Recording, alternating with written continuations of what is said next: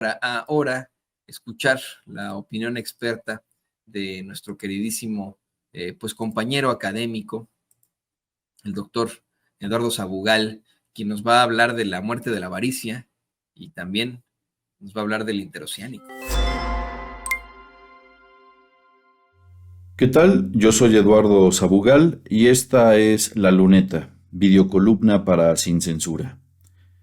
Se titula La muerte de la avaricia y el interoceánico. Muera la avaricia.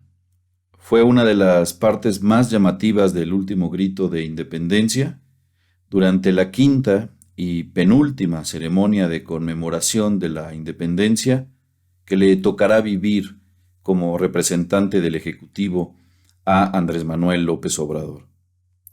Llama la atención porque de inmediato uno piensa en los destinatarios de ese grito.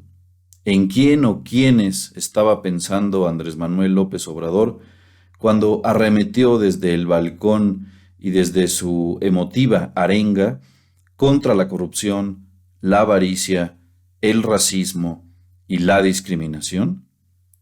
La respuesta parecería fácil, es decir, se dirigía a todos los corruptos, avaros, racistas y discriminadores que hay en el país. Pero si pensamos que este es el último grito antes de la elección presidencial del 2024, la configuración del destinatario parece más clara.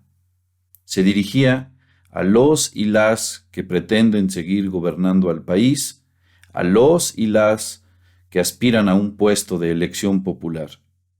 Condenar la avaricia y la corrupción enérgicamente, previo al año electoral del 24, fue una forma, me parece, de alertar al pueblo sobre los personajes que tienen como único Dios al dinero y que incluso están dispuestos a pagar para subir porque suben para robar.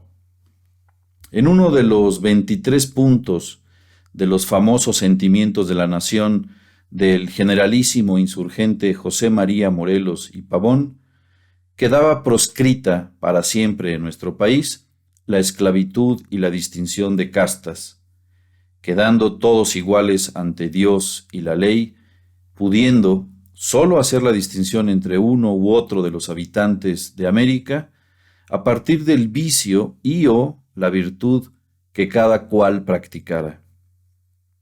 La avaricia, un vicio que sin duda permanece como una gran rémora en cierta casta política, ha sido uno de los principales antivalores promovidos durante el neoliberalismo y que forma parte de los rasgos identitarios de la oligarquía y de una buena parte de la clase media aspiracionista.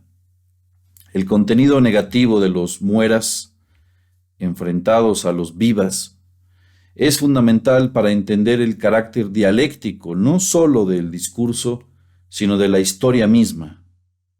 Estar a favor de algo es estar por fuerza en contra de otra cosa.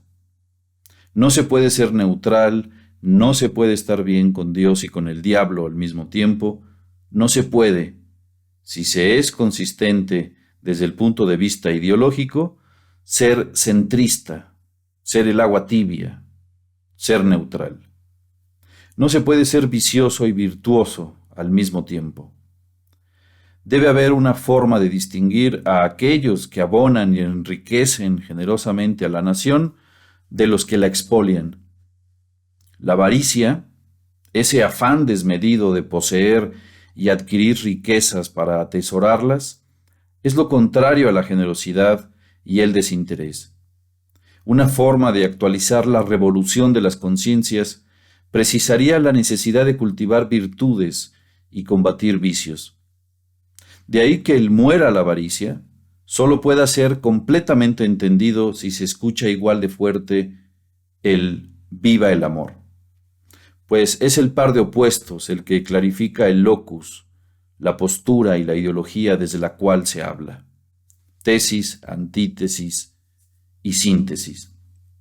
Solo sin avaricia y sin corrupción se puede separar el poder político del económico, como se propuso la Cuarta Transformación. Pero, ¿qué significa muerte a la avaricia y la corrupción y viva el amor en términos prácticos? ¿Cómo se traduce eso políticamente, económicamente?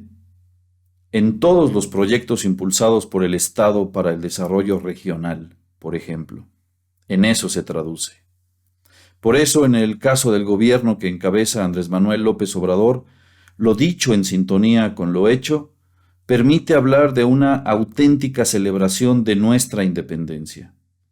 Baste el ejemplo de la semana pasada, que no solo pasó por el homenaje a los niños héroes, la celebración del inicio de la Guerra de Independencia, el desfile cívico-militar en donde se conmemoró el bicentenario del heroico Colegio Militar, la inauguración de la primera etapa de El Insurgente, el tren interurbano México-Toluca, que beneficiará a 500,000 de personas, sino que culminó con el primer recorrido de Salina Cruz a Coatzacoalcos del tren interoceánico del Istmo de Tehuantepec.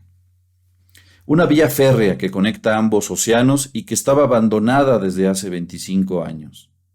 Esa angosta franja de 230 kilómetros de nuestro territorio, que será una vía de comunicación parecida al Canal de Panamá.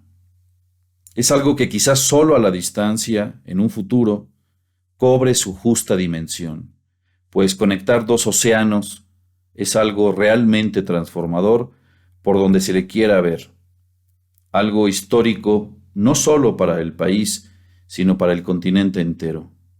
Quizá como la historia se está acelerando y pasa justo ahora, aquí, ante nuestros propios ojos, no nos percatemos de su importancia, de su trascendencia. Hacia las 9:30 de la noche del pasado domingo 17 de septiembre de este 2023, Andrés Manuel López Obrador escribió en las redes sociales: viajamos en el ferrocarril del Istmo de Tehuantepec, de Salina Cruz a Coatzacoalcos. La gente de los pueblos está eufórica. La voz del pueblo, según los laicos, es la voz de la historia. Y, según los creyentes, es la voz de Dios. Aunque suene exagerado, sí. Es algo así como el espíritu absoluto el que se puede palpar en estos tiempos, concepto con el que Hegel intentó filosóficamente sustituir a Dios. El espíritu absoluto era justamente la historia con H mayúscula, esa poderosísima síntesis dialéctica que, como la marcha de un tren, no se detenía, y es la voz de la historia, el pueblo, quien se ha escuchado en la principal plaza del país, celebrando la primera gran transformación nacional, y ha celebrado la unión de estos dos océanos a través del ferrocarril. Es la voz de la historia la que resonaba en los sentimientos de la nación que escribió la pluma de Morelos, y es la voz de la historia la que acompañó al tren interoceánico este pasado fin de semana y la que se escuchaba al borde de las vías en cada pueblo por el que pasaba.